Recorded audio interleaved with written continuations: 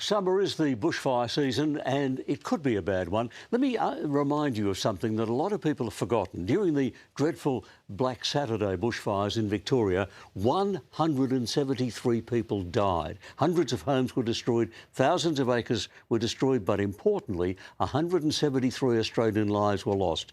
Bushfires are important. After those Black Saturday bushfires, there was a Royal Commission in Victoria and they came up with recommendations, one of the most important ones of which was fuel reduction. All the rubbish on the floor of the bush, all the dead leaves and the bark and the twigs and all the rest of it, that is fuel. That's what fuels the fire if a bushfire gets starting. If you reduce that, this is what backburning does. This is what fire prevention does, getting rid of that fuel. They recommend a certain level of it. Apparently, it hasn't been done. About half of the amount recommended by the Royal Commission has been undertaken, only half. And a lot of those recommendations and mitigations that have been suggested are not being undertaken. Now, the Howard Society earlier this year warned there have been far fewer burn-offs and other mitigation measures since Labor has been in power in Victoria in 2014. And that has set the scene for the kind of disaster, for example, we saw in Los Angeles just recently. Gary Squires is the secretary of the Howard Society, which is a society made up of experienced land and fire management experts, and he joins me now. Gary, these recommendations in a Royal Commission are really important. How can they be set aside? How can they just be ignored like this? Yeah, well, you're right. The recommendation was a minimum of 5% of the forest area should be burnt annually.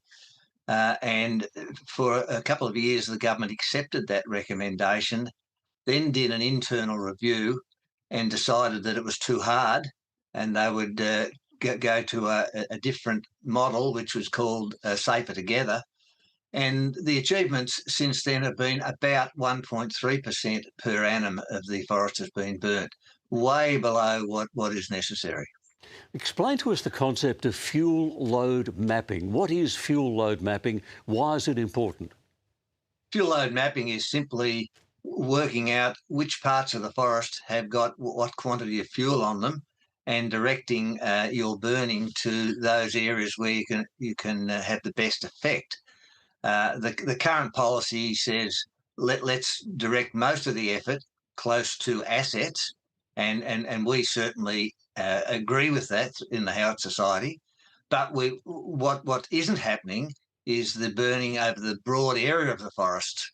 And so what happens when you get a fire such as the one was depicted a minute ago?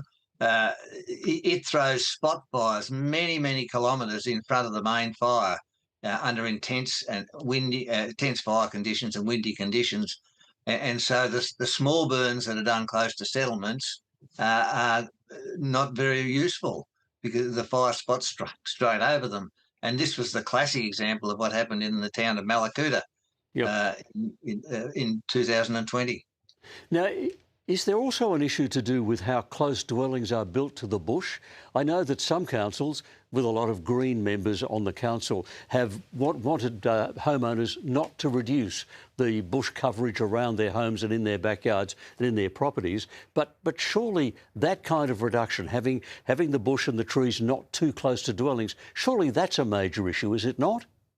Oh, certainly, the areas that are most at risk across the state of Victoria are those on the fringes of large forested areas, whether that be in Melbourne, around Melbourne, or whether it be around rural townships. And the homes that are built right on those fringes are certainly at risk. And that's where some of the effort needs to go, and that's accepted. But there's also needs to be this burning deep in the bush as well to give that cover, which was naturally done by lightning strikes and First Nations burning in the past. I had an expert on my radio show once years ago tell me that in Australia, gum trees are basically incendiary devices waiting to explode the moment they get hot enough. I mean, is that over-dramatising it, or is that fairly realistic? It's a little bit dramatic. I mean, the litter on the ground is what fuels the fire initially. Under extreme conditions, the litter and the scrub layer can heat the leaves of the eucalypt trees to the stage where they will also burn, and that's called a crown fire. Now that's the thing that happens under extreme conditions, and that's why fuel is the biggest issue. Yep. People say climate change is the issue. Well, climate determines weather, but fuel determines how hot a fire will be. We can't we can't make the government do what it should be doing, and if they're not doing it, they're not doing it. Are there things we can do? If we have homes which are close to bushland, are there ways that we can make our homes safe? Are there ways we can clear our homes, our roofs, our whatever? What's the best advice, Gary? Absolutely.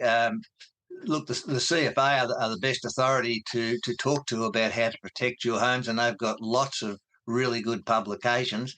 But the major issue is cleaning up debris on the ground, because that's what's going to fuel the fire. Yep. Okay. So the stuff that gathers on the garden, all the leaves that fall, get rid of them. The ones in the gutter, get rid of them.